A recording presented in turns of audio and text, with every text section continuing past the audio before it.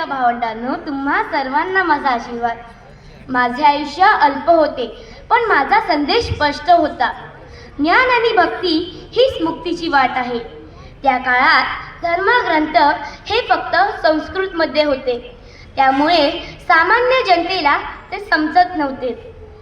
म्हणून मी भागवत दीपिका म्हणजेच ज्ञानेश्वरी ह्याच्यावर मराठी ग्रंथ लिहिला. मी मराठी भाषेला ज्ञानाची, अध्यात्माची व तत्वज्ञानाची भाषा बनवली. मराठी ही केवळ बोलण्याची भाषा नव्हे, तर विचार मांडण्याची समर्थ भाषा आहे, हे मी जगाला दाखवून दिले.